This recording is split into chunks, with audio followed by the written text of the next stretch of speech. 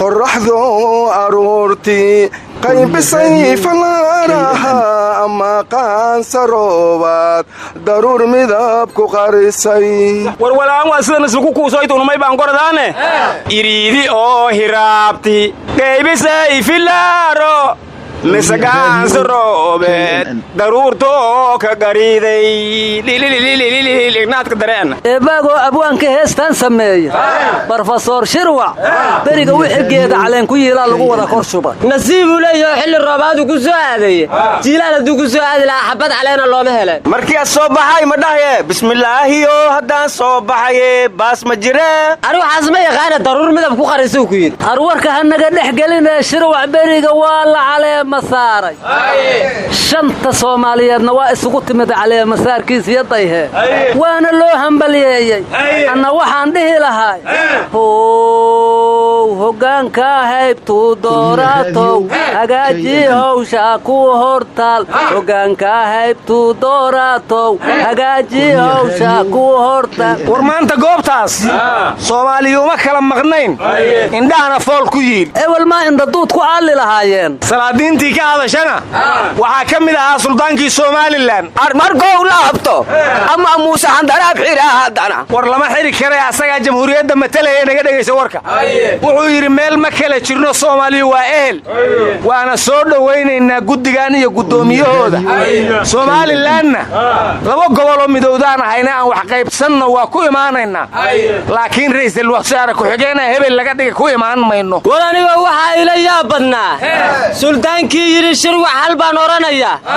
waxa la yiri hoggaan saddex baa disha gacan guran shirwac dadkaad u talinaysa laguma yaqaanayaan lagu arkin gudoon jilicsan dadkaad u talinaysa laguma yaqaanayaan lagu arkin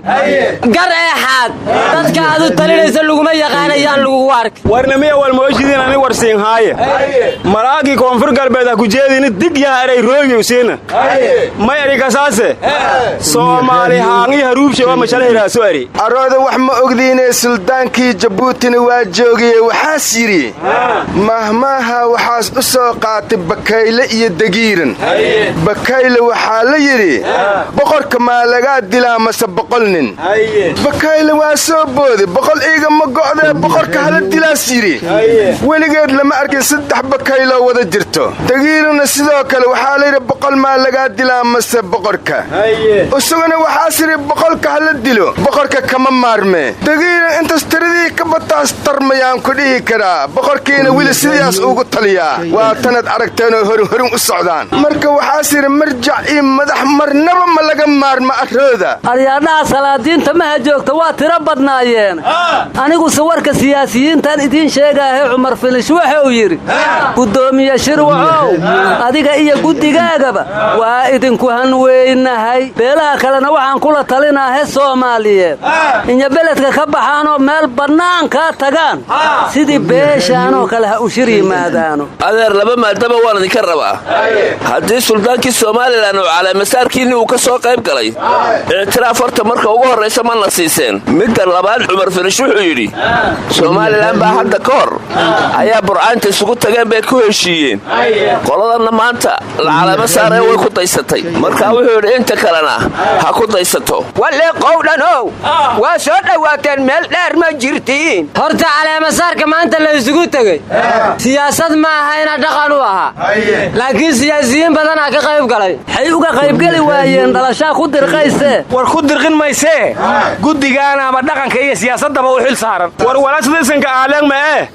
nabadgeed leeylan kastafade saasmiya war saas ma hayna iga dhaxgelinina warke maanta waxa meesha isku salaamo xabadka isgaliyay qorqor iyo odawa oo madaxweynaha galmudug ku wada tartamaya hadda koorna waa kiyaab waan qadar colaad yiri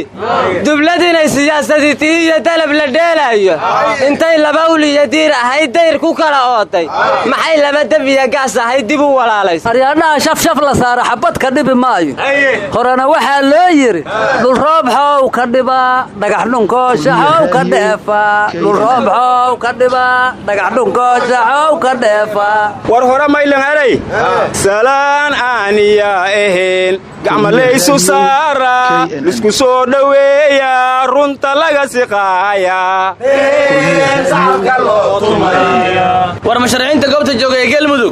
jenaraal tureyraba waa ka mid ahay war madaxweyne tiicay oo dhallin yaraaday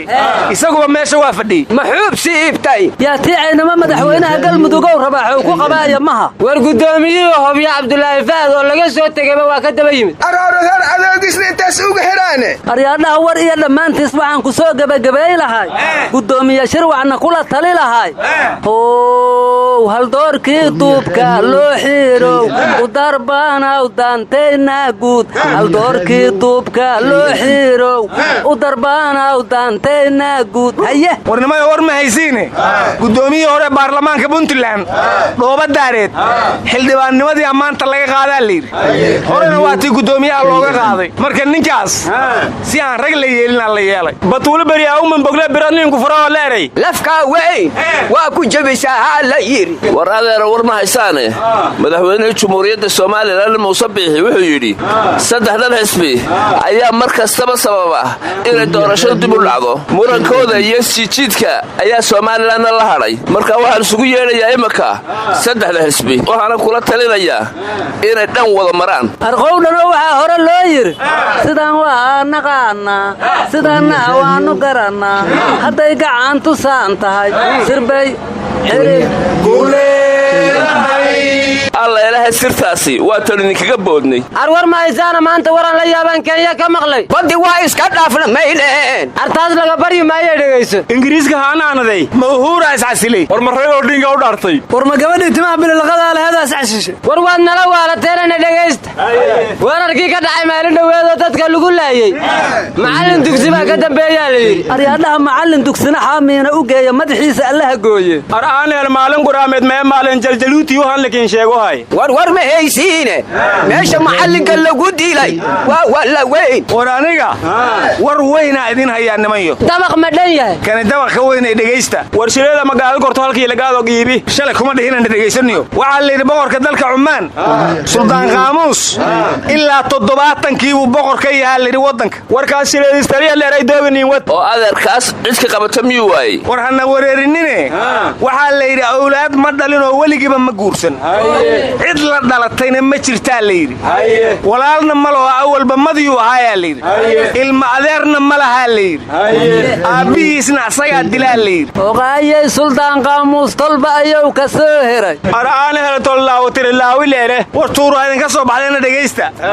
haddana waa tacbaan oo waa xanuunsanyo xataa maskaxdaa laga qalaa layidhi ciddii dhaxli laheedna ilaa hadda lama yaqaan ar intausan dhiman hallaygu ninkaasha aan dhaxle oboyambar adii baa qaatama ee meeli laakiin roog mooshiidii sug hunguri ay ka gaadne dacambar ma waxaad rabtaa inaad noqotid dhaxal sugtada boqortooyada cumaan marka anugu soomaalida halkaa baarka isaga cunayso jagada isku haysta waxaan kula talinayaa war halkaas dad u dira oo ha u dayma la'aanina ku qabsa ku qadimaydaa layidhi aryaa hadda inaan cumaan aadna miyaad hunguri nooga dhige arooda waxaad sheegaysiinoo dhan hawatul hawaa lakal haw waaye alhawaa walbaciid walmeyd qariib le maaho argooyoobo hawatul hawaa ma ah sababtoo ah ra'iisul wasaaraha suudaan mugdhow wuxuu ka mid ahay guddiga qaranka maaliyadda soomaaliya haddana waa ra'iisul wasaaraha suudaan mugaxaanaga hor roogsaha inaan boqorka cumaan naqanno ununkuna arooda soomaaliya iyo suudaan waa dad walaale ee sacda ay wada wadaagaan hogaa maaliyadda qarankoon isleenaha xaggay ka baxdaa ileen ra'iisul wasaareyaalaha wadamo kale looga noqda war ma haysaana ninba meel baa laga hayaa ee dhegaysta runta umayba leeray qof bay meeli bugtaa qof bay meeli bugtaa qof bay meeli bugtaa yaleeri war aday ku bugtaana maqal manaxow jacaylow nuuxnuuxsi daranow ehlunaar inaad tahay maxaad iigu naban tahay anna kuugu nugulahay wadiga nafaaciya iga jaray nafaqadii ma wax laygu nudayoo innaxuusinaya nacabkaygii baa tahay markii aad nagaataba maxaa duulna miimiya nacas ku dilaayo naagtan jeclaadaba durba lay nacsiiya war jacaylku inuu halis yahay maanta guddoomiyihii la caleema saarayay shirwac wuxuu yidhi xaaskaygii qarada ay soo wacday waxay tidhi maxaa laguu caleema saarayaa ma aqaana iruu yidhi maxay kula tahay waxay tiruu yidhi ama ha lagu caleema saaro ama yaa lagu caleema saarini aniga gacaliyahaygaa tah waxaasaa jacayla wah wabadiga dareed show waa jiraa jaceelka dilbuxuu jejebiya juq buu ka tuura waa jiraa